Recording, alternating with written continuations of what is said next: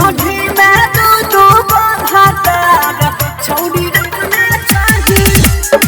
ठमठी में दू भातार छौड़ी रखना डीजे लाल बाबू राजा डीजे लाल बाबू छौड़ी रखना चाही ठमठी में दू भातार छौड़ी सिंगर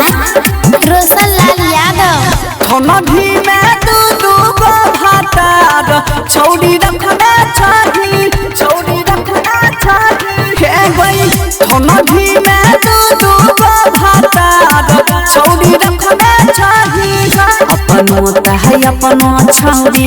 दोसरों के छकने चाही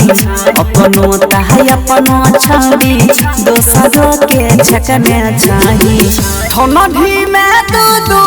भातार छौड़ी रखना चाही ठमठी में दू भातार छौड़ी रखना चाही छौड़ी रखना चाही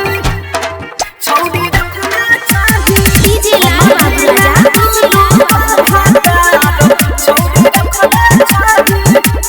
साई रिकॉर्डिंग स्टूडियो दिल्ली यह गोडालो जोड़ में पानी दोसर खुदाई फोहरी के लटोई के गेलौ भेलौ जे चढ़ाई भेलौ जे चढ़ाई यह गोडालो जोड़ में पानी दोसर खुदाई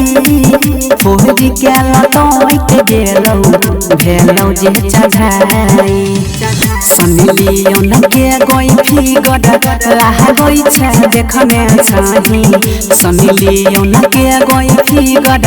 लाह गोई छे देखने चाही दुनु माडहु लगातार साया रखने चाही ठमठी में दू